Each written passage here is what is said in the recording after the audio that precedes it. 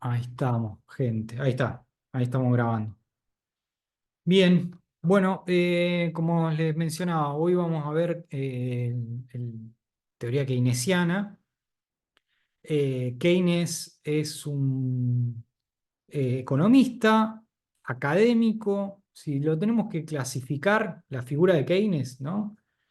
Es un economista y académico de Londres, británico. No solo es académico, sino también tiene una faceta política como asesor, más que nada. Asesoró a unos cuantos ministros de economía británicos y estuvo en el medio de las negociaciones en la segunda posguerra para justamente reordenar cómo se iba a erigir el sistema monetario financiero mundial de la segunda posguerra. En las negociaciones, esto lo vamos a ver en la unidad 3, pero en las negociaciones que se denominaron como Bretton Woods, que ocurrieron justamente en un pueblito o ciudad chiquita, que está en Estados Unidos en 1944 y que crearon justamente el Banco Mundial y el Fondo Monetario Internacional. Debo hacer una aclaración, en realidad que Keynes no tenía esta idea de crear un Fondo Monetario Internacional como el que existió, pero sí estaban las negociaciones de que exista una suerte de fondo internacional que permita estabilizar las economías a nivel internacional y para que no existan crisis tan profundas como la que ocurrió en la década del 30. Entonces, si tenemos que caracterizar a la figura de Keynes, podemos decir en primer lugar que es un académico porque viene justamente toda su vida, la atravesó la academia en Cambridge, escribiendo sobre distintos tópicos. En el caso que vamos a ver hoy, tiene que ver sobre la demanda efectiva, la teoría de la demanda efectiva, que es la más conocido, lo más conocido de Keynes, ¿no? eh, que ha escrito, ¿no? Pero bueno, hay otros escritos de Keynes, Las consecuencias económicas de la paz de 1919, que ya ahí se podía ver justamente, y en esto de que Keynes era un asesor político económico, justamente ahí se puede ver un Keynes que en esta economía de la primera posguerra, entiende que los resarcimientos que debe pagar Alemania tras la finalización y la capitalización de la Primera Guerra Mundial era demasiado onerosa, ¿no? Entonces iba a tener repercusiones muy importantes, como Alemania había sido un país que había perdido justamente, o mejor dicho, las potencias centrales habían sido los países que habían perdido en la Primera Guerra Mundial. Las resarciones económicas hacia los países vencedores fueron bastante importantes y entendía que Keynes que esas deudas externas que tenían las potencias centrales, Alemania incluido, ¿no? Eran demasiado elevadas. Iba a tener problemas muy relevantes Alemania en un futuro muy próximo, cosa que Alemania, por ejemplo, entró en la hiperinflación alemana de la edad de 1920, este, muy parecido, digo, a sucesos que han este, tenido lugar, si se quiere, también en América Latina, ¿no? En América Latina en la década del 80, debido a la gran carga de la deuda externa, también influyó justamente esa deuda externa en que a fines de la década del 80 se repercutió justamente en la hiperinflación, ¿no? En hiperinflación no solo en Argentina, en Brasil, en Bolivia, varios países de América Latina sufrieron un proceso hiperinflacionario muy elevado. Bien, dicho esto, Keynes siempre participó de la aristocracia inglesa. Ya para 1942 se le otorga el título de Lord por parte de la corona, ¿no? Británica. Pero incluso el padre de Keynes era académico, era economista, se encontraba investigando y enseñando justamente en Cambridge.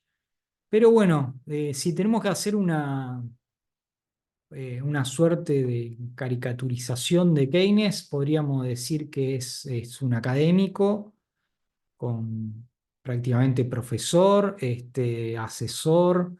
eh, Se dedicó toda su vida a pensar eh, justamente la sustentabilidad económica en un periodo en el cual uno puede decir que fue un contexto muy complicado porque tenemos los periodos de las dos guerras mundiales y la crisis del 30. Entonces, la obra de Keynes está marcada por este contexto muy particular de la historia económica mundial, en la cual las potencias económicas van a estar preocupadas en primer lugar por las crisis económicas, es decir, para que no ocurran, no vuelvan a ocurrir crisis económicas tan eh, acuciantes como fue la del crisis del 30.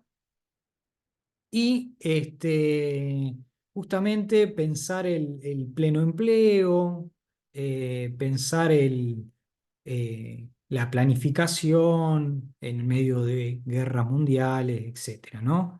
Por eso se la llama este periodo de 30 años que va desde la década del 30 hasta el 50, más o menos, se la llama la era de las catástrofes. ¿Por qué catástrofe? Bueno, porque tenemos justamente las guerras mundiales y la crisis del 30, ¿no?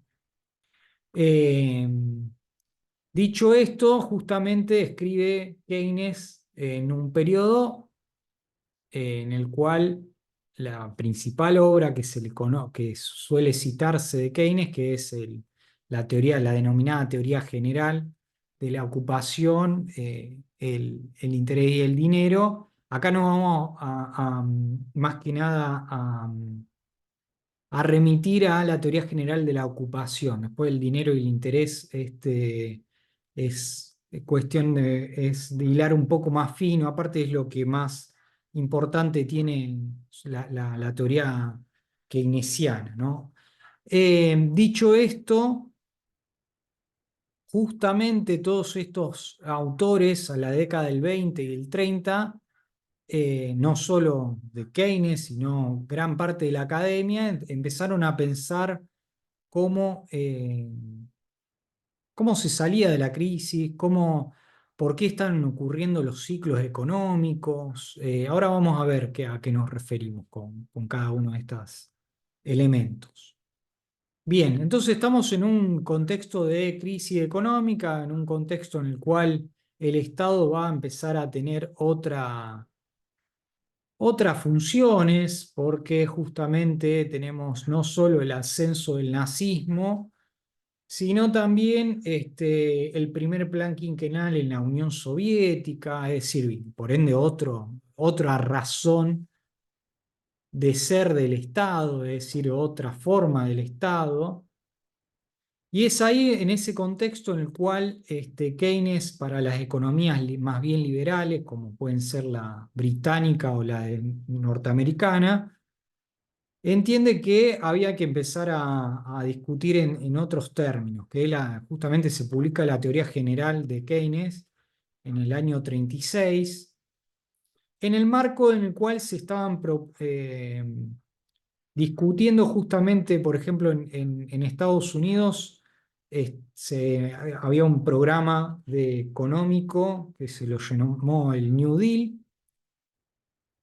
justamente los demócratas, a través de Roosevelt, implementaron un plan de obras y de reforma y de regulaciones, y de cierta seguridad social, que no tenía parangón con lo que había existido anteriormente. Es decir, era otro tipo de intervención del Estado en el contexto de la crisis mundial de la década del 30, ¿no? Y a posteriori de la Segunda Guerra Mundial, y con justamente la Primera Guerra Mundial, eh, eh, la idea de una regulación a lo Bismarck en Alemania, ¿no? Asciende las ideas del estado de bienestar, ¿no? También. Y por ende, ya es, insisto en esto, es otra razón de Estado, otra forma del Estado, otros objetivos que tiene el Estado que antes no se discutían. Es decir, a partir de la crisis del 30 y de la Segunda Guerra Mundial, el Estado va a priorizar otros temas, tales como el pleno empleo, la justicia social en sentido de esto, ¿no? Gente, el estado de bienestar, más que nada. Debo decir también que el estado de bienestar fue, o consiste, mejor dicho, en una serie de políticas sociales de amplio espectro, ¿no? De salud, vivienda, educación, y políticas sociales universales, es decir, a toda la población por igual. Esta política de estado de bienestar solamente se aplicaron con fuerza en Europa, más que nada, por ejemplo, en Gran Bretaña. Hoy por hoy tiene una seguridad social y un plan de salud que es universal, por ejemplo. Y en otros estados, ¿no? En otros países, ¿no?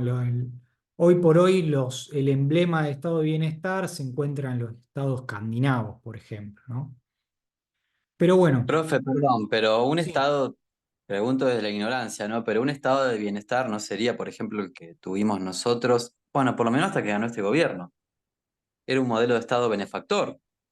Lo que pasa que estado de bienestar refiere a que las políticas sociales son universales y no hay cabida para otro arreglo, es decir, la seguridad social, el plan de salud, de vivienda, educación, lo brinda únicamente el Estado.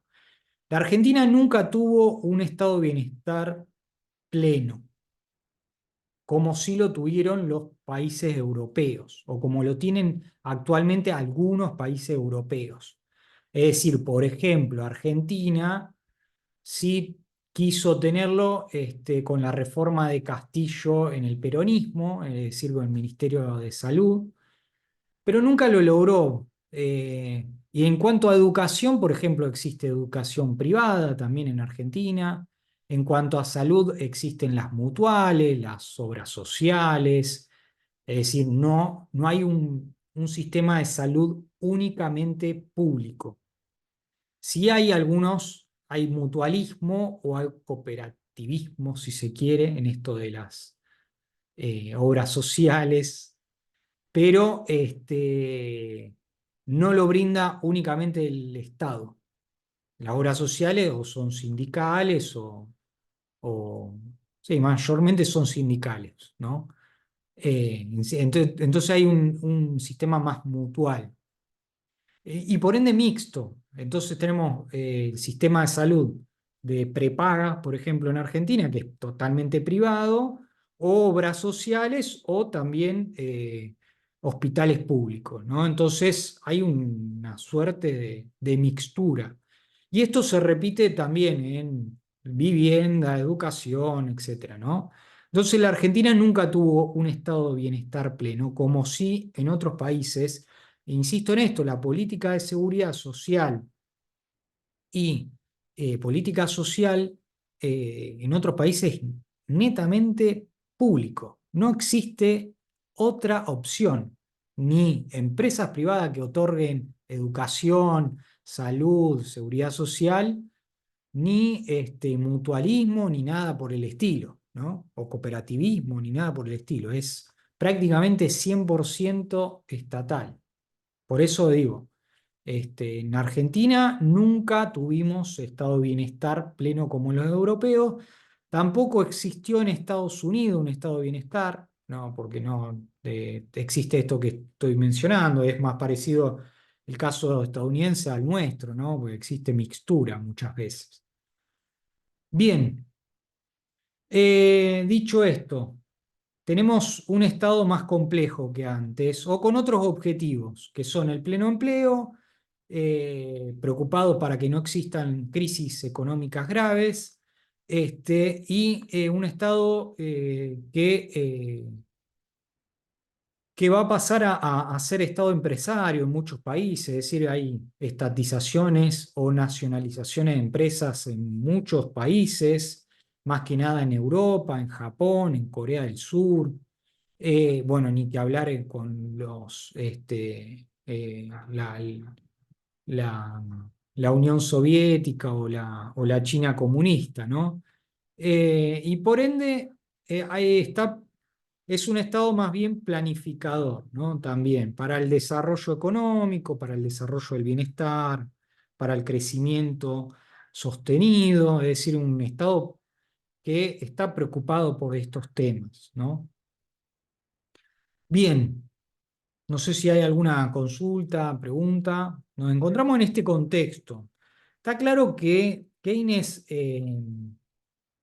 es más, debo decir que a partir de la década del 50 en adelante se conoce, y esto lo vamos a ver de nuevo en la unidad 3, como la etapa dorada del capitalismo, es decir, dorada porque nunca antes el capitalismo occidental y el oriental también, debo decir, nunca antes había crecido tanto y en forma tan sostenida, sin crisis económicas, con tasas de desempleo muy bajas, es decir, por eso y con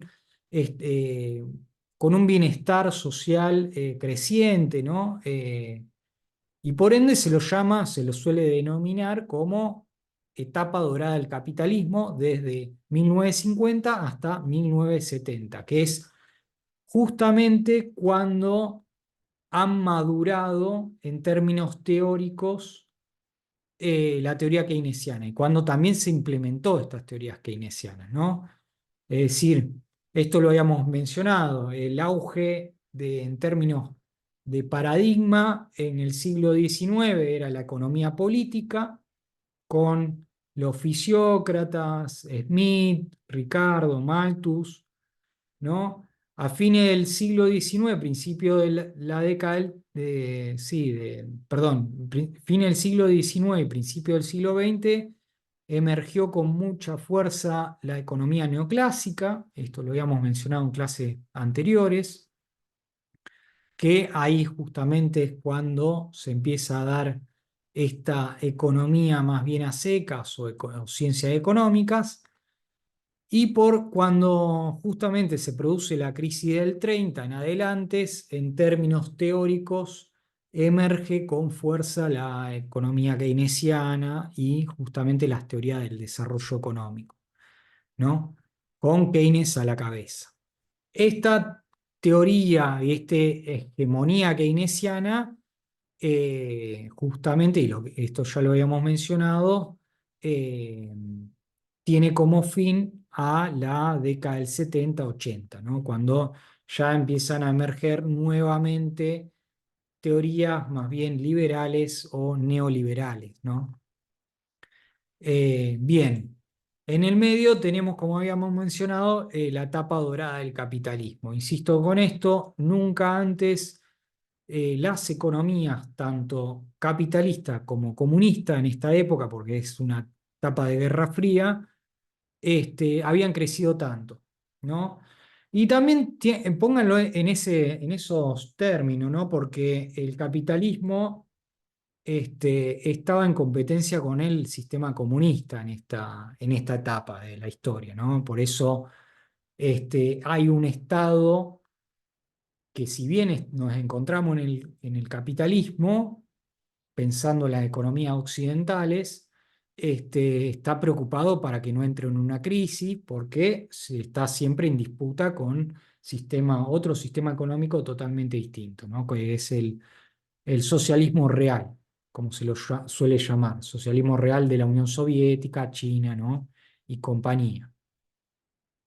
Bien, dicho esto para ponerlos en contexto, un poco en contexto en el cual han emergido las ideas keynesianas. Bien, lo primero que se empiezan a preocupar los economistas en la década del 10, 20 y 30 es esto, el ciclo económico. El ciclo económico es, bueno, ¿por qué fluctúa justamente la actividad económica, el PBI? ¿No? ¿Por qué ocurren estos fenómenos en los cuales la actividad económica se expande, llega a una cima, ¿no? Y luego hay una recesión, una depresión, nos encontramos en el valle y volvemos así, ¿no? Y así sucesivamente, ¿no? Es una serie de fenómenos que van ocurriendo en la actividad económica y que por ende la hacen fluctuar, tiene volatilidad, ¿no? Y más aún en las economías capitalistas, en las cuales el mercado es el gran ordenador de la actividad económica.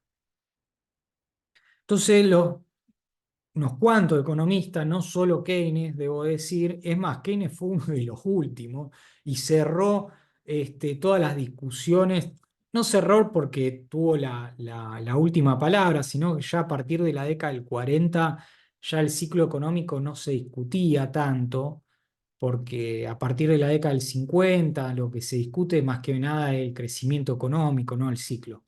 Es decir, ya la economía no solo que habían superado el tema del ciclo económico, sino que estaban más preocupados por si el crecimiento económico que se había dado en la década de 50, 60 era un crecimiento económico sostenible. Entonces, las teorías a partir de la década del 50 se van a preocupar más que nada por el crecimiento económico.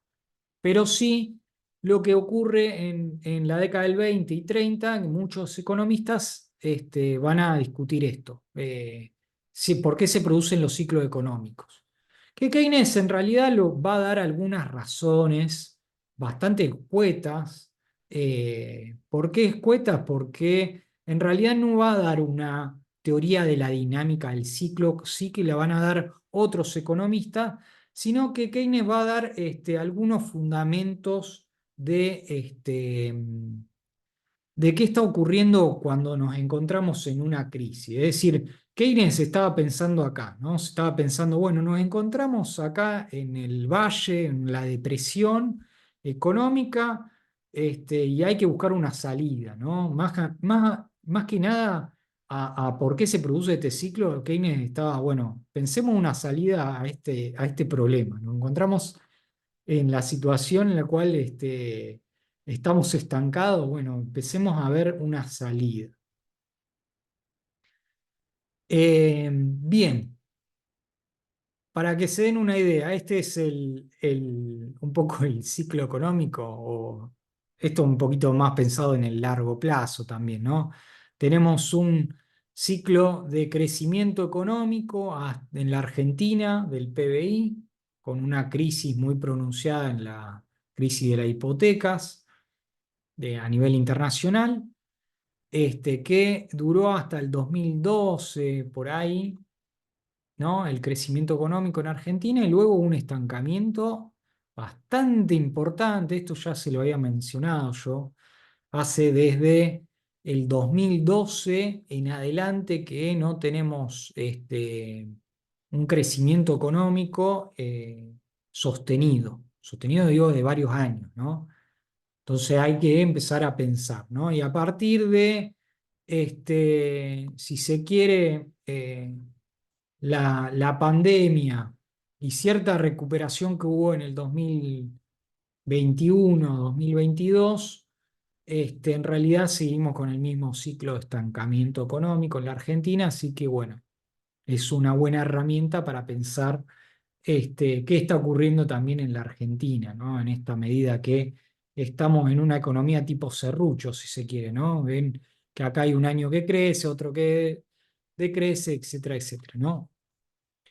Bien, dicho esto, hasta acá, ¿hay alguna duda, comentario? ¿Se va entendiendo lo que vamos, cuáles son las problemáticas que se quiere discutir? Problemática que se quiere discutir a priori es la de la crisis. Bueno, estamos en una crisis económica, en una depresión, que era el contexto en el cual se encontraba la economía mundial cuando Keynes escribió, y la idea es, bueno, darle una salida a esa crisis.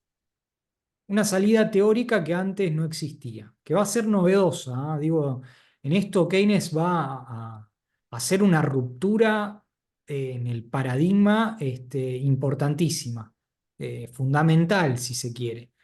Y va a ser Keynes y junto a otros economistas van a inaugurar un sistema de pensamiento, un sistema económico nuevo que antes no existía, ¿no? Bien, preguntas, comentarios. No, no, perdón. Bueno, perfecto. Una cosa, Agustín, nomás vos como en algún momento aclarabas que el estado de bienestar nunca se observó en su forma pura, pero igualmente está bueno aclarar que a veces se hace referencia al estado de bienestar incluso como una gran etapa del ciclo económico mundial, incluso de Argentina. O sea que a veces no se la identifica como un ciclo económico, por más que no se haya implementado en todos los países al pie de la letra. Digamos, esa aclaración está buena hacerla.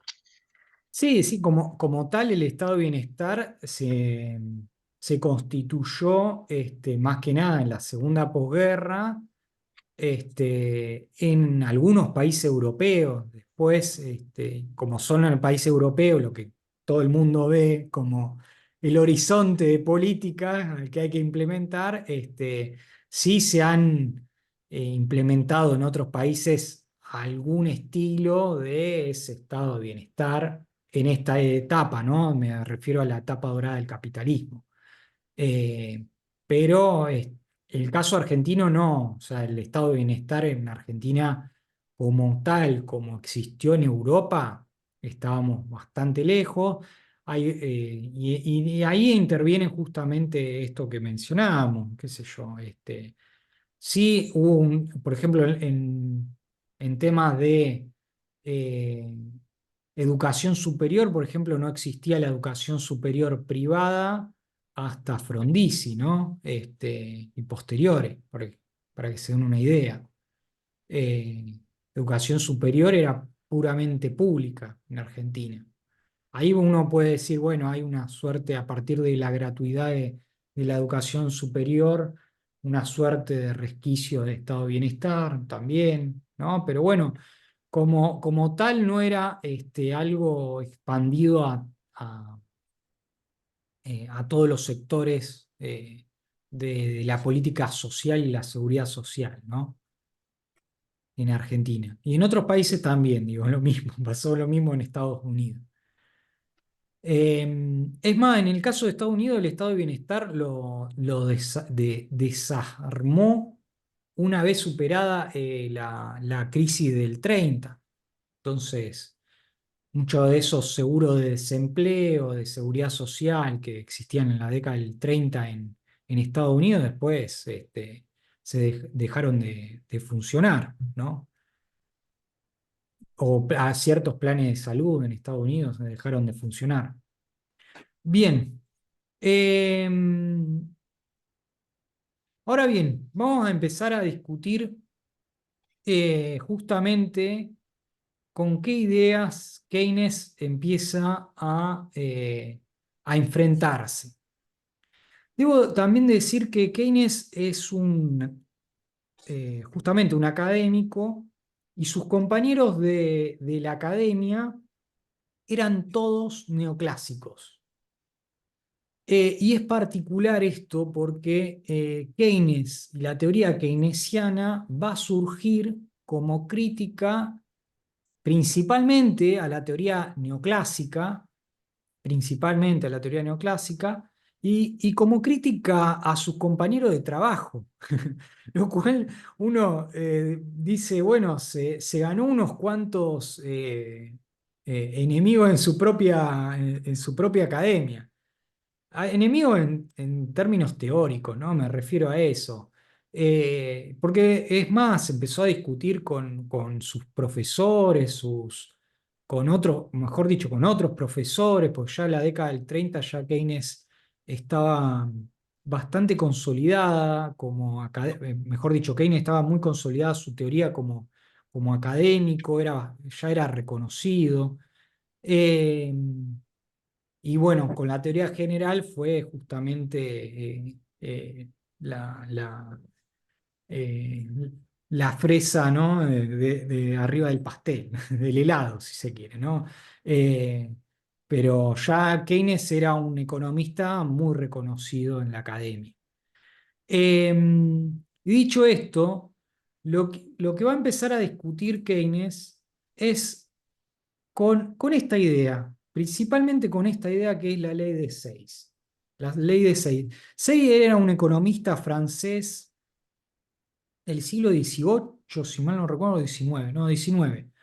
Un economista francés que se le suele, es más, justamente Keynes, a través de la teoría general, empieza a hablar de esto, de la existencia de una ley de Say. Tal vez Say no dijo lo que Keynes dijo, justamente dice haber dicho, no sé si lo dije bien, pero se empieza a pelear con una suerte de idea fundamental. Es decir, Keynes empieza a pelear con esta idea de Say, de que, y lo expresa de esta forma, Keynes, de toda oferta genera su propia demanda. Acá está, principio del siglo XIX, soy un economista del principio del siglo XIX. Justamente Keynes empieza a pelear con esta idea de que toda oferta genera su propia demanda. ¿Por qué?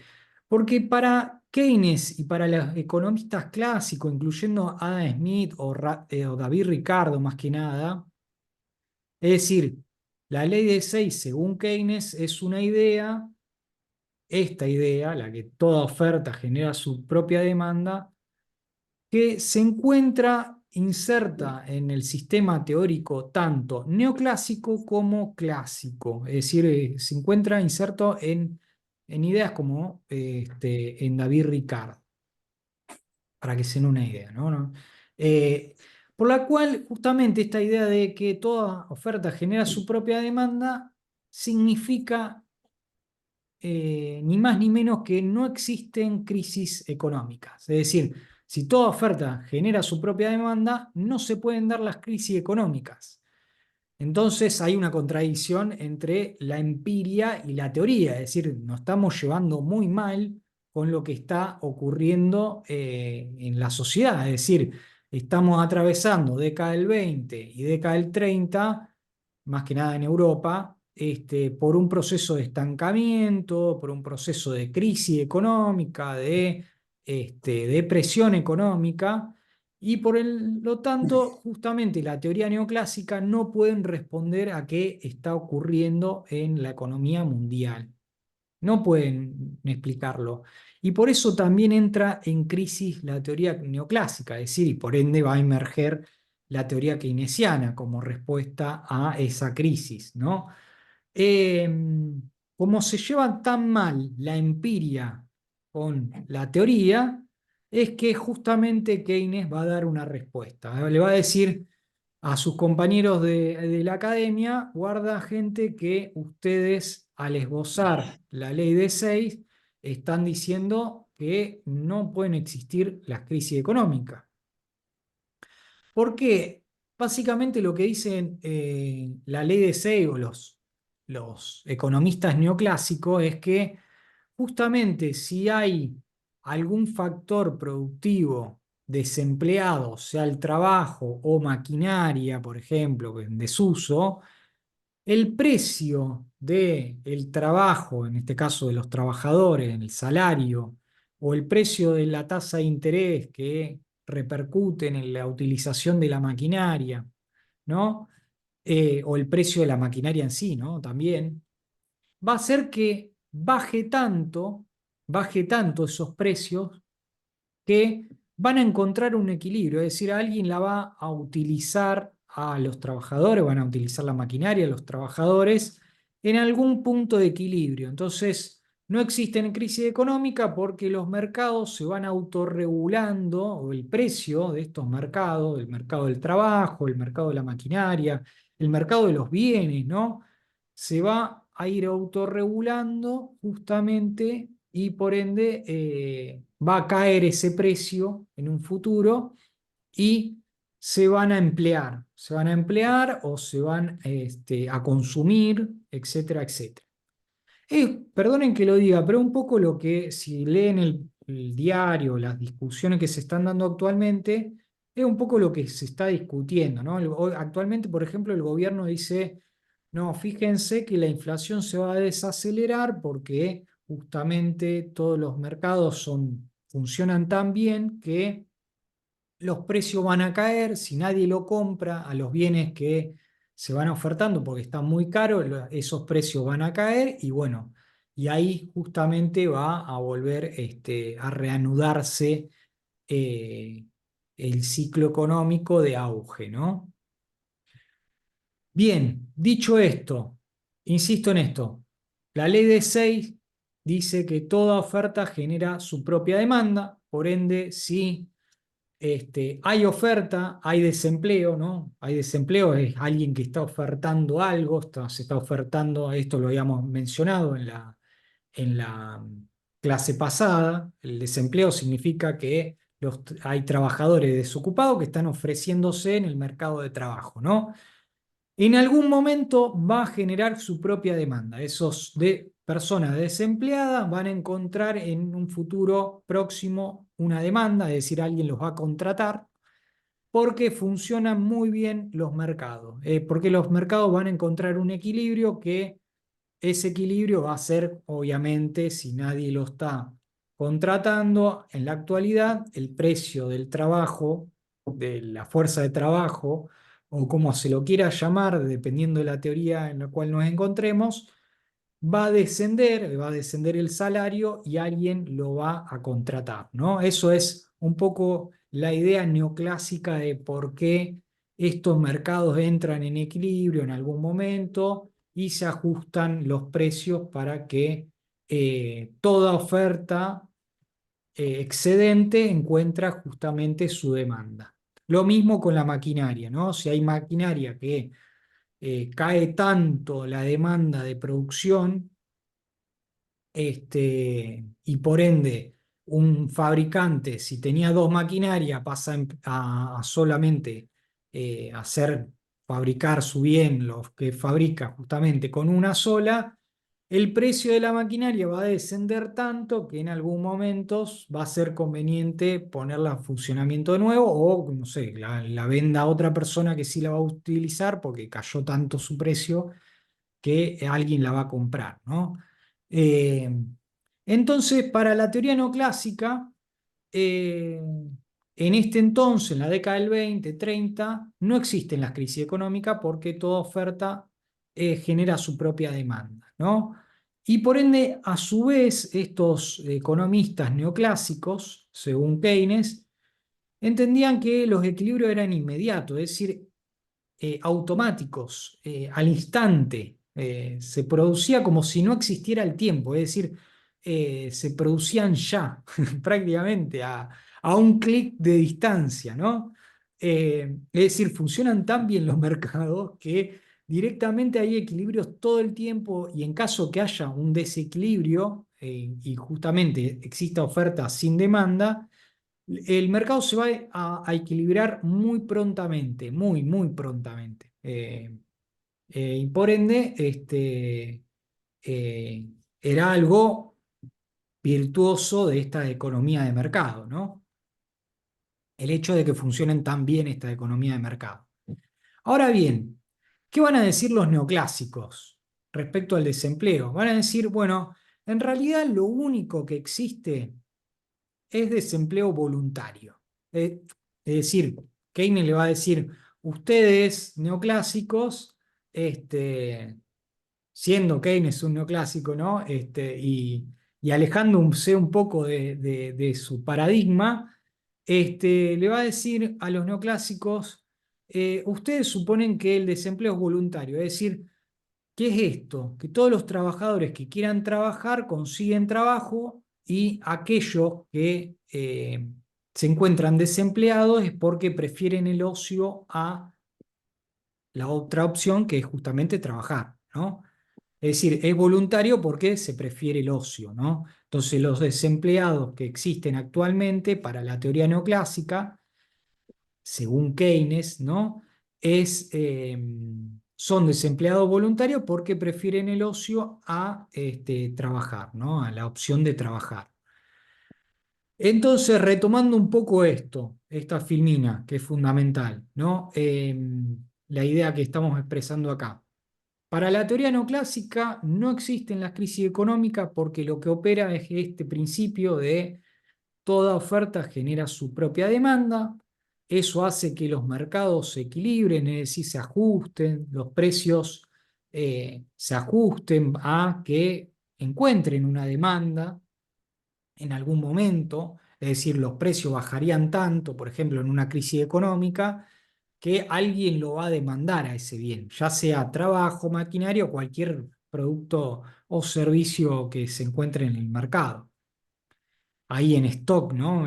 Qué sé yo, no sé, si vamos a un supermercado y vemos que hay un paquete de fideo que está hace varios días ahí en el supermercado, lo que dice la teoría neoclásica, bueno, ese precio del paquete de fideo va a descender y bueno, en algún momento alguien lo va a consumir porque es más conveniente, ¿no? Porque es un precio más conveniente, va a encontrar algún precio más conveniente prontamente. Y por último, existe desempleo, pero existe únicamente desempleo voluntario. Entonces, todos los que quieran conseguir trabajo lo consiguen y aquellos que no, que esto no ocurre es porque prefieren el ocio a justamente trabajar, ¿no? Hasta acá, esto es fundamental. ¿Se entiende la idea o las ideas? Sí, ¿Se va Sí, se entendiendo? entiende, Sí. profe. Y hay un texto que está bueno que también lo Sí, profe. explica, es el de Fraschina. Ok, sí. Bien, sí, que no sé si quería comentar algo, Marco, al respecto de ese texto. No, explica esto que sintetizás acá. Está bueno. Lo compara también con la crisis del 2001 que tuvimos nosotros en Argentina. Perfecto. Bien, ahora después vamos a ver un videíto para que se entienda bien el sistema keynesiano, el pensamiento keynesiano. Nosotros habíamos dicho en cuentas nacionales esto, para que se den una idea de el método de, si se quiere, la idea de la ley de Say, de por qué este, existe la ley de Say. Vamos a pensarlo de esta forma. Habíamos dicho que existe esta igualdad, que esta igualdad se puede dar por el lado de la demanda o por el lado de la oferta. En el caso de el teórico neoclásico, está claro que se da por el lado de la oferta, porque justamente toda oferta genera su demanda, ¿no? Pensémoslo en estos términos, ¿no? Un capitalista o un empresario, ¿no? Produce por el método del producto, no sé, en este caso fideo, ¿no? Al producir fideo está justamente generando ingresos, porque justamente está generando salario, ganancia, renta, ¿no? Bien, y esos ingresos por el lado, de este lado de la oferta, estos ingresos van a generar gastos, ¿no? Estos salarios, ganancias, renta van a generar consumo, inversión, gasto público, etcétera, ¿no?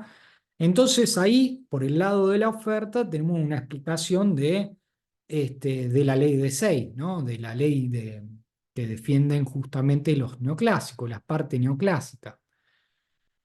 Está claro que Keynes va a decir totalmente lo contrario, va a esgrimir una razón por el lado de la demanda, va a decir, no, justamente la demanda va a hacer que el consumo, la inversión, el gasto público se genere a través de estos gastos, quieran justamente los empresarios producir y a partir de esa producción es que se van a generar nuevos ingresos, ¿no? Entonces, el razonamiento de que lo vemos en contabilidad económica, ¿no? En contabilidad en cuentas nacionales, el razonamiento de esta triple igualdad significan razonamientos totalmente disímiles dependiendo si nos amparamos en la ley de Say o en Keynes, ¿no? Bien, dicho esto, ¿qué dice Keynes? Keynes hace exactamente lo inverso a la ley de Say. Va a decir, si la ley de Say decía que toda oferta crea su propia demanda, porque ocurre esto que habíamos mencionado, que los mercados se ajustan, que los precios, si estamos en una crisis, van a bajar al punto tal de que alguien lo va a demandar, etcétera, etcétera. Keynes va a decir exactamente lo contrario, es decir, se pelea totalmente con la ley de Say, con justamente lo que dicen los neoclásicos, y va a decir eh, exactamente lo inverso. Va a decir, no, la demanda crea su propia oferta. La demanda crea su propia oferta. Justamente como la demanda crea su propia oferta, las variables de demanda, como son el consumo, la inversión, el gasto público, van a crear y a determinar el PBI y la actividad económica. Entonces, la actividad económica va a estar determinado por la evolución del consumo, de la inversión, del gasto público, las exportaciones, ¿no? También, etcétera. Que era esto lo que habíamos mencionado, el método del gasto, ¿no? De cuentas nacionales. Entonces, son estos componentes los que van a determinar cómo evoluciona el PBI. Y no al revés, es decir, no va a ser que el PBI, la producción de bienes, va a determinar el consumo, la inversión o el gasto público, como sí podría decir la ley de Say, sino que Keynes es lo inverso a la ley de Say, ¿no? Y esto también lo habíamos mencionado en la clase pasada, por ejemplo. El sistema de pensamiento keynesiano va a decir, eh, justamente el gasto público va a crear y va a determinar los impuestos. ¿Por qué? Porque si hay mayor gasto público, va a aumentar el PBI, y si aumenta el PBI, como bien habíamos mencionado en la clase pasada, va a repercutir en la recaudación, en los impuestos, ¿no? Entonces el gasto público determina cuántos impuestos se recaudan, ¿no? El nivel de recaudación. Por el otro lado, la inversión, es decir, el gasto en maquinaria, infraestructura, en incrementar o reponer las capacidades productivas, justamente este gasto va a crear el ahorro y no al inverso. Es decir, no se necesita primero tener ahorro para luego invertir, sino lo que Keynes dice, en términos agregados de toda la economía, primero tenemos la inversión, la dinámica de inversión, y luego esa dinámica determina cuánto ahorro se genera. En el mismo sentido, ¿por qué? Porque justamente, pongamos el ejemplo, si los empresarios invierten y aumentan las capacidades productivas y todo, me refiero al conjunto de empresarios, ¿no? Invierten, hay una lluvia de inversiones, supuestamente, ¿no? Si existiera una lluvia de inversiones, todos los empresarios invierten, eso hace que se incremente el PBI, y como se incrementa el PBI, justamente hay mayor capacidad de ahorro. Y ahí justamente se da esto. No es necesario que exista ahorro para invertir, sino que justamente la inversión creó el ahorro que antes no existía, ¿no? Esto de nuevo, siempre en el sistema de pensamiento keynesiano, ¿no?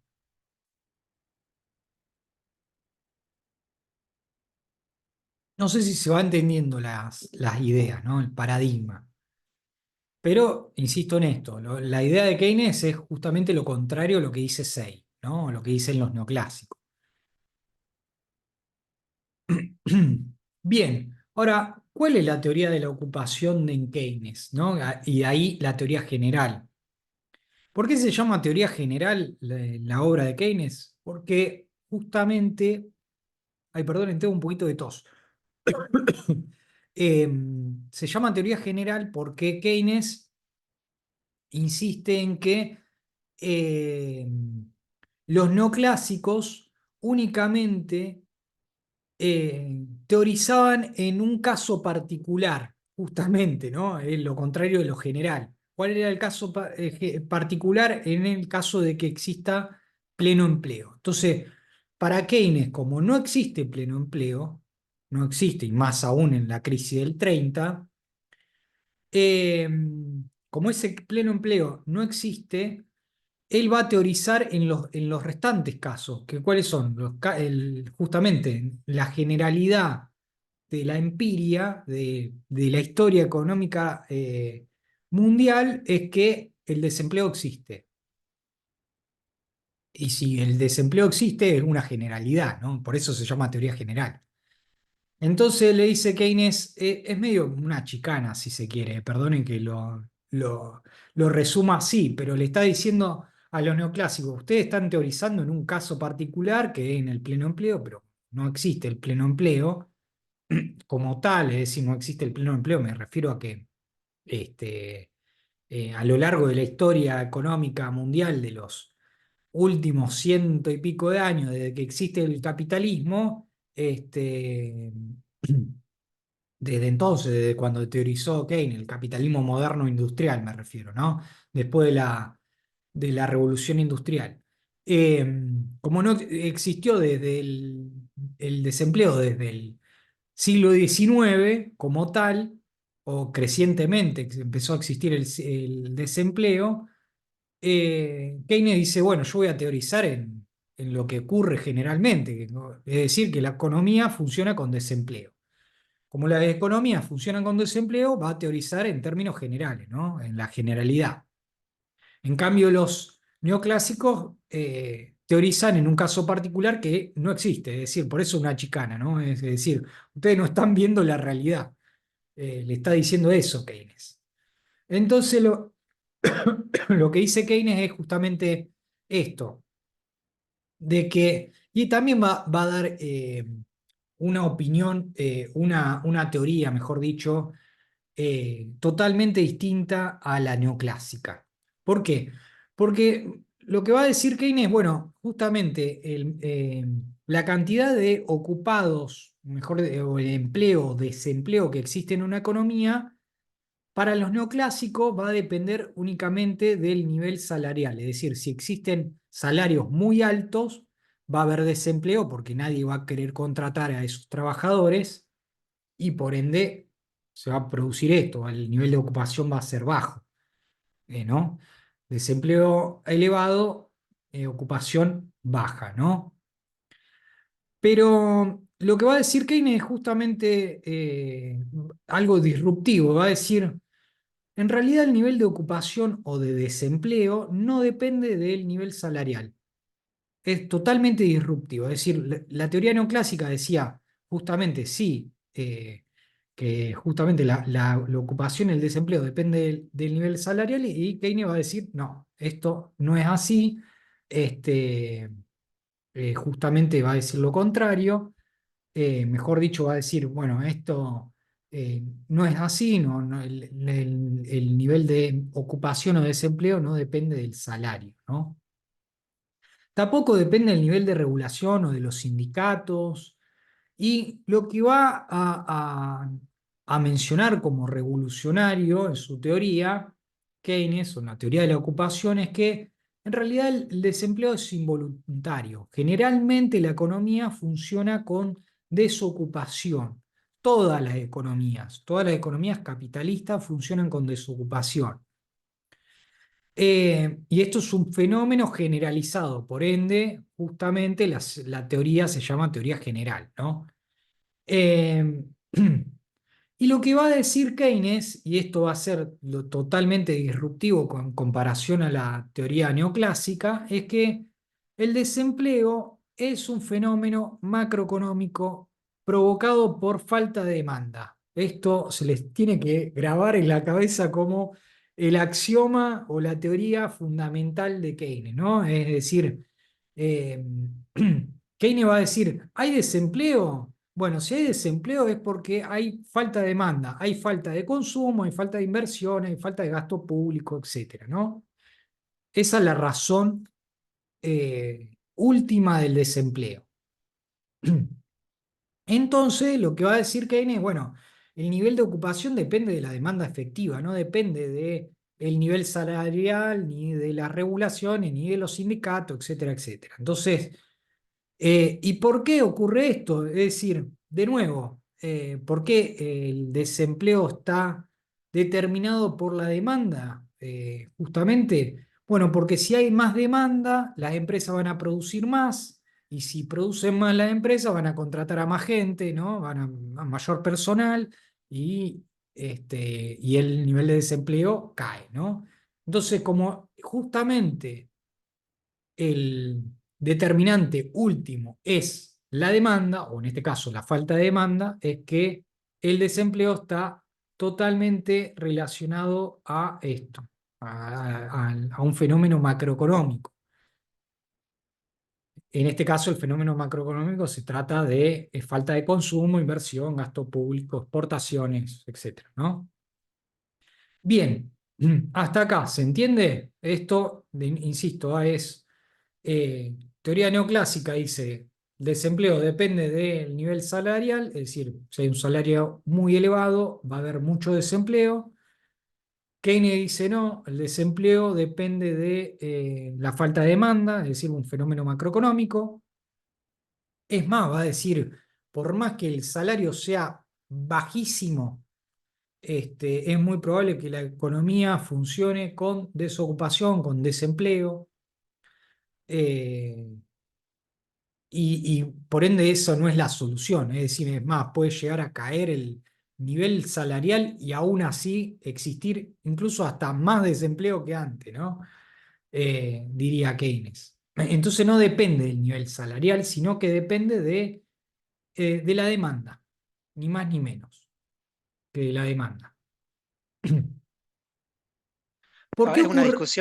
Es una discusión súper actual, ¿no? Porque justamente hoy en día, con la crisis que hay, se escuchan las voces que hablan eso, digamos, de que las recomendaciones ortodoxas que dicen hay que desregular el mercado de trabajo, dejar que los sindicatos pongan fijen las paritarias para que bajen los salarios y haya más empleo, y hay otra gente que dice, no, si hay menos, si hay salarios más bajos, lo que va a pasar es que va a haber más crisis, menos producción, etcétera. Es una discusión súper actual.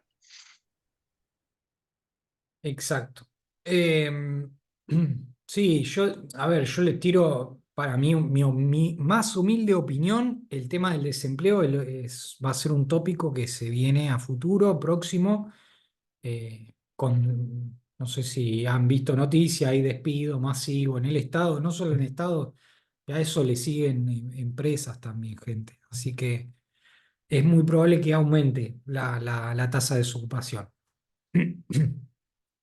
Bien, dicho esto, ¿por qué puede existir falta de demanda o esta descoordinación que hace que exista el desempleo? Porque, bueno, justamente las economías son de mercado, no hay nadie, no hay un ente, eh, una planificación justamente centralizada de la economía, sino que esa descentralización que significa el mercado hace que existan estos fenómenos, ¿no? Y más aún en el sentido de que las empresas o los empresarios van a producir en base a su expectativa, es decir, como no hay un planificador central que le diga, a tal unidad productiva o tal fábrica, ¿no? Cuánto tiene que producir, sino que justamente el empresario va a producir en base a expectativas y va a invertir en base a esas expectativas para producir tanto cuanto vea que sea necesario, es que justamente estas descoordinaciones pueden llegar a ocurrir y por ende existir desempleo, ¿no? Eh, y por ende justamente las inversiones, la producción que hacen los empresarios de sus fábricas van a ser en base a expectativas. Si ven que el futuro es virtuoso y que va a haber demanda, y que van a poder vender su producción, está claro que van a producir más, ¿no? Ahora bien, si ven lo contrario, ven un escenario de estancamiento, de presión, van a decir, bueno, voy a producir menos, voy a reducir el plantel de trabajadores, etcétera, etcétera. Voy a vender maquinaria, etcétera, ¿no? Y por ende, ¿no? Estamos justamente en el contexto de Keynes en ese entonces, ¿no? En ese contexto de expectativas más bien a la baja del ciclo económico. Bien, hasta acá preguntas, comentarios.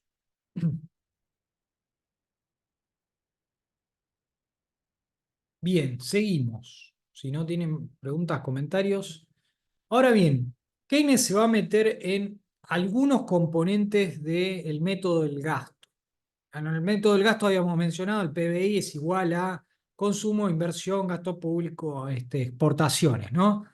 Bueno, más que nada la teoría general se mete de la ocupación con dos componentes. Dijimos que la ocupación depende de la demanda, y en este caso habíamos mencionado que la demanda global en cuentas nacionales era este lado de la ecuación, ¿no? Consumo, inversión, en el caso que le agreguemos gasto público, exportaciones, ¿no? Pero Keynes se mete con esto, es decir, consumo e inversión me van a determinar cómo evoluciona el PBI, ¿no? Esto que quede bien en claro que era justamente lo que empieza a teorizar Keynes. Entonces, lo que se va a preguntar Keynes es, bueno, ¿de qué depende el consumo y de qué depende la inversión? Porque justamente estas variables son las que me están determinando el PBI, de este lado de la ecuación, ¿no? Si yo puedo ver cuáles son los determinantes que hacen que baje el consumo o los determinantes que hacen que baje la inversión, me van a explicar por qué está bajando el PBI, por ende, por qué está bajando este, la actividad económica, por qué está bajando el nivel de ocupación y está aumentando justamente el desempleo, ¿no? Bien, dicho esto, ¿cuáles son los determinantes del consumo y la inversión? Lo que va a decir Keynes es que el consumo depende del ingreso. Es decir, y acá vamos a una familia en particular, cada familia en particular o cada hogar en particular va a consumir, y acá estamos hablando de consumo privado, ¿no? En base a su ingreso, y por ende si aumenta el ingreso va a consumir más, si el ingreso baja va a consumir menos. Es decir, el consumo es una suerte de proporción del ingreso, ¿no? Una fracción del ingreso. Acá nos encontramos con una encrucijada, ¿no? Porque estamos diciendo que queremos ver qué determina el consumo para ver cuál de estos componentes está sí, o no depende, mejor dicho, de cómo evoluciona el nivel de actividad y por ende el nivel de ingreso. Y acá encontramos que justamente el consumo efectivamente sí depende del nivel de actividad y del ingreso, ¿no? De cómo evoluciona el ingreso nacional. Por ende, para Keynes, el consumo privado acentúa e intensifica el ciclo económico. Entonces, si nos encontramos en una recesión, una depresión económica, justamente los ingresos de la sociedad están mermando y por ende la sociedad está consumiendo menos. Y esto medio como se intensifica, se retroalimenta, ¿no? Porque como la gente consume menos, va a haber menor ingreso, como hay menor ingreso va a consumir menos y así sucesivamente, ¿no? A eso me refiero con que se retroalimenta, por eso se acentúa e intensifica el ciclo económico, o mejor dicho, el ciclo económico se intensifica, perdón, a partir de la dinámica del consumo, ¿no? Del consumo privado. Por esto mismo, porque depende del ingreso nacional. Entonces ahí tenemos que justamente el consumo depende del PBI. Y ahí tenemos un problema, porque justamente si estamos en una sociedad en la cual el PBI y el consumo están bajando, mermando, estas dos variables se están retroalimentando eh, efectivamente entre ellas, ¿no? Se están retroalimentando, entonces ahí tenemos un problema. Ahí tenemos un problema. Veamos qué pasa con la inversión privada, ¿no? Para ver si existe otra dinámica.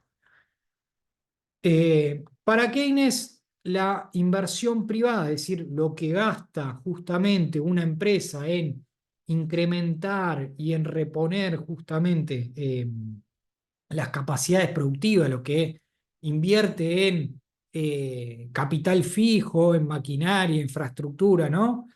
Depende de justamente de esa decisión de los empresarios, y esa decisión de los empresarios está determinada por una suerte de expectativas, ni más ni menos. Depende de la expectativa de ganancia que tenga el empresario en el futuro, mayormente. Después le va a dar un papel secundario a la tasa de interés, pero mayormente la inversión depende de la ganancia hacia un futuro. Es decir, si un empresario está en un contexto de crisis económica o se encuentra la empresa en un contexto de crisis macroeconómica, está claro que el empresario en cuestión va a decir, no voy a invertir porque no voy a obtener ganancia en un futuro. Está claro, ¿no? Entonces ahí también tenemos un elemento que es la inversión, que depende de justamente cómo nos encontramos en el ciclo económico, y por ende depende de cómo evoluciona la actividad económica, cómo evoluciona el PBI. Entonces de nuevo nos encontramos entrampados en esta dinámica del ciclo económico, ¿no? Porque insisto en esto, el consumo depende de cómo evolucionen los ingresos y por ende de cómo evoluciona el PBI, y la inversión depende también de cómo evoluciona la actividad económica, porque está claro que si los empresarios ven con malos ojos el futuro próximo de la demanda, de su ganancia, etcétera, etcétera, tampoco van a invertir. Entonces ahí tenemos dos componentes que son un problema hacia cómo se sale de la crisis económica. Entonces, Keynes para el tema de la inversión va a hablar de una suerte de animal spirit, espíritu animal, es decir, depende de la inversión depende de el optimismo que tengan estos empresarios. Está claro que en una depresión económica, en una crisis económica, no existe tal optimismo, sino todo lo contrario, ¿no? Entonces, ahí tenemos un problema con la inversión, ¿no? Bien, hasta acá, ¿se va entendiendo? ¿O muy complejo lo que estamos mencionando? ¿Se va entendiendo? ¿No? Más o menos. Sí, tiene su grado de complejidad, pero la llevamos. ¿Cómo Bueno. podemos? Sí, es Bueno, bastante más complejo de lo que uno pensaba. ok, si quieren retomamos. Hasta ahora lo que dijimos es, eh, hay un cuestionamiento a la ley de 6, hay un cuestionamiento a que este, justamente lo que dice Keynes es que el desempleo depende de la falta de demanda. Entonces, bueno, veamos qué es lo que determina la demanda, es decir, el consumo y la inversión. Y lo que se está encontrando Keynes es que tanto en el consumo como en la inversión también hay problemas, es decir, para salir del ciclo económico de depresión, de crisis, porque el consumo está dependiendo de la actividad económica, de los ingresos, ¿no? Y la inversión también está dependiendo de la actividad económica, ¿no? De esa expectativa que está claro que en un contexto de depresión, de crisis económica, los empresarios no van a querer invertir, ¿no? No tienen buenas expectativas. Eso es lo que estamos diciendo. Entonces, si tanto el consumo como la inversión privada se encuentran bajando, mermando, entonces el desempleo se encuentra en alza, ¿no? El nivel de ocupación también va a estar bajando, mermando, ¿no? Tengan en cuenta que el desempleo para ese entonces era un problema importante. Estamos en la década del 30, en el cual había tasa de desempleo del 25%, por ejemplo, en Estados Unidos, en Europa, es decir, 1 de cada 4 personas estaba desempleada. Así que bueno, era uno de los mayores problemas. Bien, dicho esto, insisto en esto que un poco repasando lo que vimos hasta ahora, que es que si existe capacidad ociosa, es decir, de 1 de cada 2 máquinas están desempleadas o hay personal que pasó al paro del desempleo me refiero, ¿no? Lo que dice Keynes es que no se trata de un desequilibrio, sino que más bien un equilibrio, un equilibrio con desempleo. Es decir, las economías capitalistas se pueden encontrar en equilibrio con desempleo y es lo común, por eso habla de teoría general, por eso la generalidad de los casos son justamente en las economías se produce el desempleo y por ende no hay una suerte de ajuste de precios que haga que aquellos factores de la producción que están ociosos, como pueden ser maquinaria o trabajadores, encuentren un comprador porque bajó el precio, ¿no? Sino que justamente puede haber equilibrio, es decir, se puede haber desempleo con bajos niveles de salario y aún así encontrarnos en equilibrio, ¿no? Es decir, encontrarnos que existe desempleo en forma permanente. Entonces, eh, estos mecanismos que mencionaba justamente la teoría neoclásica, que encuentran el pleno empleo a través del sistema de precios, el sistema de mercado, no existen. Para Keynes eso se le está dando demasiada virtuosidad al mercado o ciertos poderes que no tiene, básicamente, o ciertas funciones que no tiene, que no se dan en la realidad, ¿no? Entonces, en el sistema neoclásico decíamos, bueno, si hay una persona desempleada o un galpón que está sin alquilar o justamente una herramienta sin emplearse, justamente lo que dicen estos economistas neoclásicos, bueno, va a bajar el precio hasta el punto tal de que alguien o va a contratar al trabajador o va a alquilar el galpón o va a emplear justamente la maquinaria en cuestión, ¿no? Eh, y por ende, para los neoclásicos, el desempleo es un problema de nivel salarial, ¿no? O del nivel de precio. Cuando ocurra ese ajuste de precio es que se va a producir el pleno empleo. Se va a solucionar el problema. Es por eso que en esta época, justamente en la década del 20, 30, muchos economistas neoclásicos llevaron a cabo como propuesta reducir el nivel de regulación, eh, bajar el nivel salarial, etcétera, etcétera, ¿no?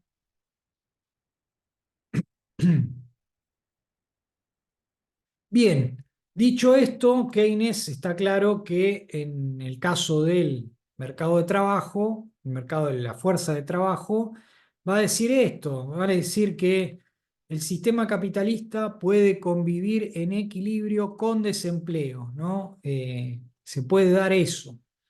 Y por ende, si bien esto no lo dice Keynes, debo decir, pero uno lo puede intuir, en el sentido de que el salario puede valer cero y aún así existir desempleo.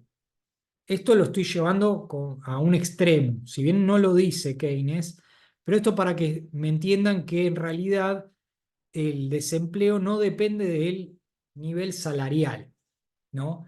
Eh, entonces, para Keynes justamente una economía con desempleo puede durar mucho tiempo si no existe una demanda o un componente autónomo al ciclo económico. ¿Por qué? Porque nosotros habíamos mencionado que el consumo depende del ingreso y el ingreso depende de la actividad económica, ¿no? Y la inversión también depende de la actividad económica, de la expectativa. En caso de una crisis, una depresión, está claro que ningún empresario va a querer invertir. Entonces hay que buscar un componente de la demanda del método del gasto, ¿no? Que sea autónomo al ciclo económico. ¿Cuál es ese componente que es autónomo al ciclo económico? Justamente el gasto público. Esa es la solución a la salida de la crisis económica, porque no va a ser o mejor dicho, tanto el consumo privado como la inversión privada van a acentuar o intensificar justamente el ciclo económico, la depresión. Van a seguir justamente descendiendo el nivel de consumo y de inversión en un caso de una crisis, ¿no? En cambio, justamente el gasto público no depende de las decisiones gubernamentales. Si el Estado dice quiero gastar e invertir más, es justamente autónomo al ciclo económico. Por eso es un componente autónomo, ¿no? La inversión, el gasto público, al ser autónomo, es una suerte de solución a la crisis económica, a la depresión económica. Y justamente Keynes lo que dice es que esta inversión o este gasto público no reemplaza ni la inversión pública ni el gasto público. Bien, hasta acá, dudas, comentarios, ¿se va entendiendo? Es decir, lo que va a buscar Keynes es un componente de la demanda, en este caso del componente del gasto, justamente de la demanda global, que sea autónoma al ciclo económico, que no dependa del ciclo económico. El gasto público no depende del ciclo económico, es una decisión política económica, ¿no? De cuánto se quiere gastar en un periodo determinado. Bien, dicho esto, Keynes va a reforzar la idea de que existe una suerte de multiplicador del gasto en este sentido. Acá se lo puse para que se entienda, ¿no? Eh, sin, Porque lo que dice Keynes es lo siguiente: el consumo de una persona es el ingreso de otra. Entonces, si hay más consumo, va a haber más ingresos, ¿no? Es una suerte de multiplicador. Hay unas conexiones que son, si yo consumo, ese consumo, si consumo en el almacén y gasto en el almacenero va a tener ingreso y ese ingreso va a invertirlo en mayores productos y esa inversión en mayores productos en su almacén va a repercutir en que la empresa comercializadora o distribuidora va también a tener mayor ingreso y así sucesivamente, ¿no? Entonces el consumo de una persona es el ingreso de la otra. ¿Qué es esto lo que mencionábamos anteriormente? Que si nos encontramos en una depresión económica, si el menor consumo privado va a repercutir en que una empresa o otra persona tenga un menor ingreso y por ende va a consumir menos como resultado. Ahora bien, todo lo contrario si incrementamos el, el gasto o los componentes de la demanda. Si incrementamos el gasto público, eso va a hacer que Juancito consuma más, que Susanita consuma más, que Pedrito consuma más. Y si ellos consumen más, van a tener así sucesivamente más ingreso y más consumo otras personas, ¿no? Por eso es un multiplicador, ¿no? Un multiplicador del gasto en este caso. Entonces, el hecho de que se incremente el gasto público va a repercutir en mayor consumo privado de muchas personas. ¿Por qué? Porque justamente existe esto, el consumo de una persona es el ingreso de otra. Si yo consumo más, una tercera persona va a tener mayor ingreso y si esa persona va a tener mayor ingreso va a consumir más y así sucesivamente, ¿no? Y se va a generar mayor demanda y si hay mayor demanda hay menor desempleo, etcétera, etcétera, ¿no? Entonces acá tenemos la solución a la salida de la crisis económica también, en el sentido de que hay una suerte de multiplicador del gasto. Si el Estado hace una obra pública, esa obra pública va a significar que eh, el pago de los salarios de los trabajadores que realizan esa obra pública va a redundar en mayor consumo, no sé, se van a poder comprar un auto, por ejemplo, o van a poder comprar alimento. Y si compran alimento, esos trabajadores luego eh, no sé, a través de, si se compró un auto, van a poder comprarse otros bienes, no sé, en vivienda, en indumentaria, etcétera, etcétera, ¿no?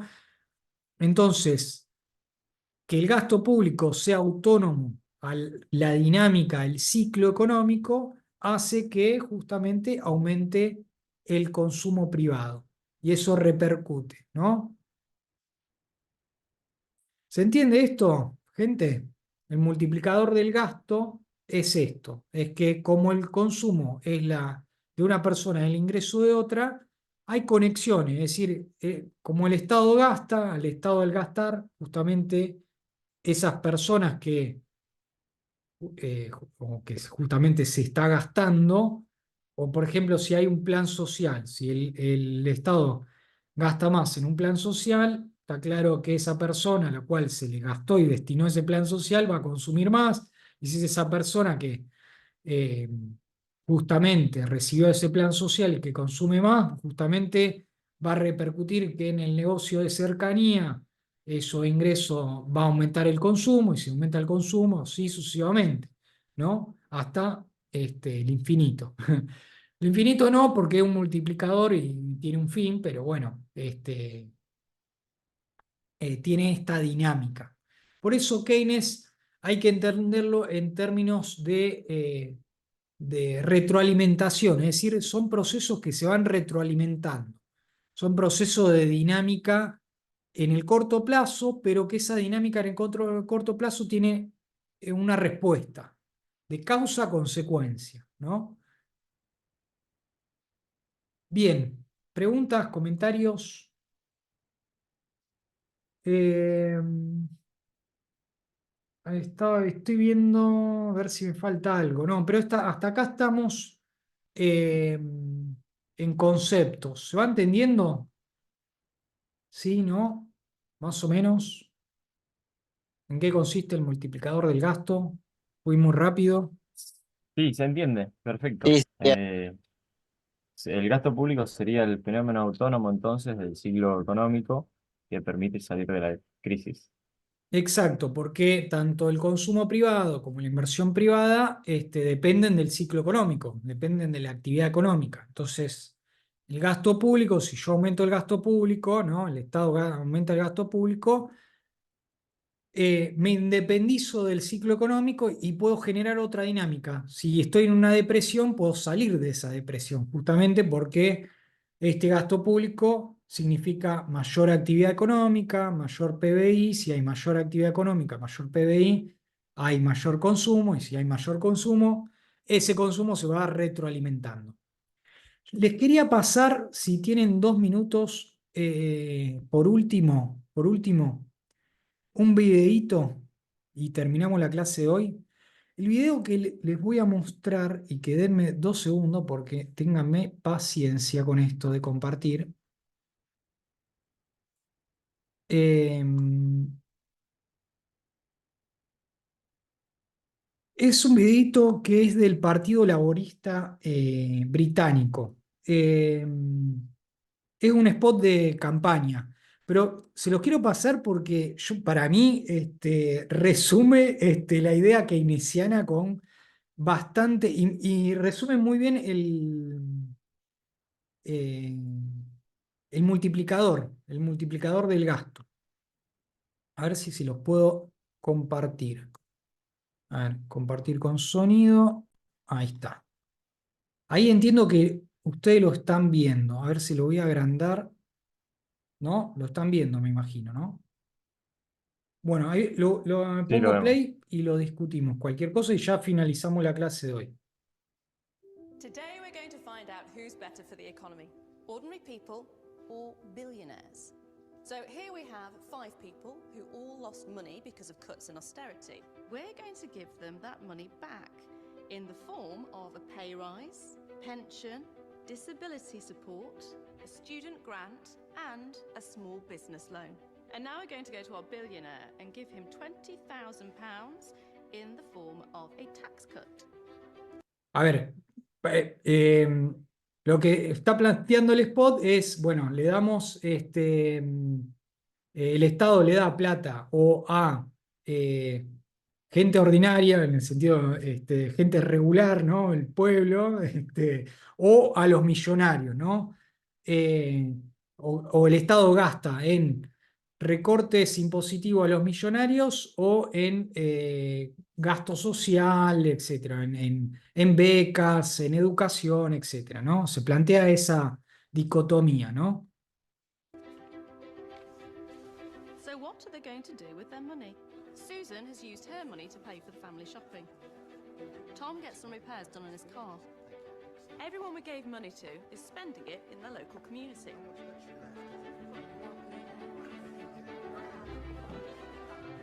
And the people who get that money go on to spend it too.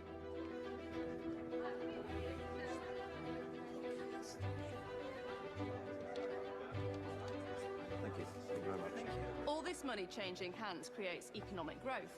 Businesses take in more profits and they can hire more people, and they too go on to spend their wages. With every transaction, the government takes in more revenue, and they can use this to build new roads, hospitals and schools, and they can also hire more teachers, firefighters and police officers.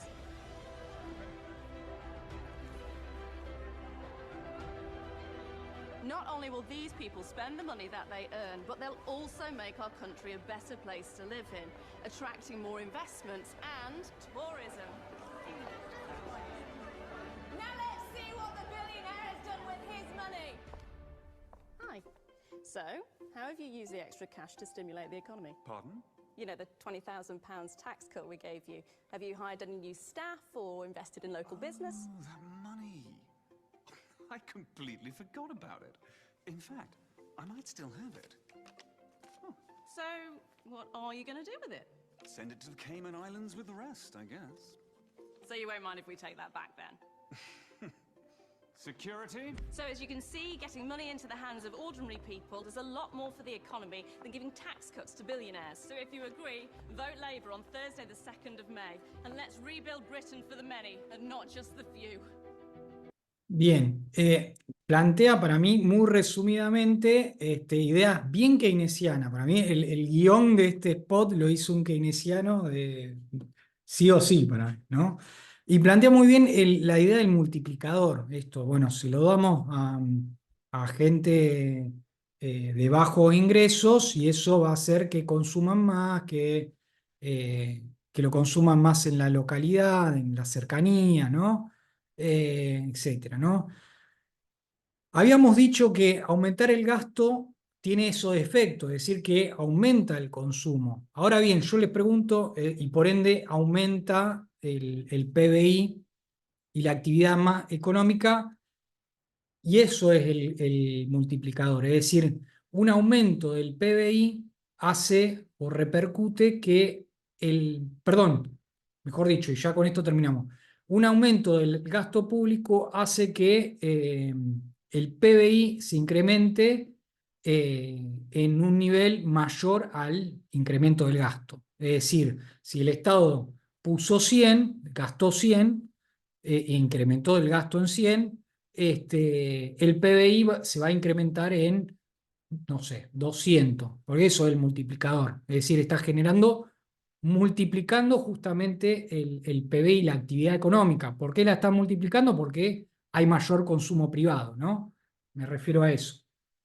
Ahora bien, yo le pregunto lo siguiente, ¿qué ocurre en el caso contrario? Si el Estado reduce en 100 su gasto, ¿qué ocurre con el PBI, con la actividad económica? Con el consumo privado, me refiero, ¿no? ¿Qué efecto tiene? Según el sistema teórico keynesiano, ¿no? Me refiero en esos términos. ¿Qué ocurre?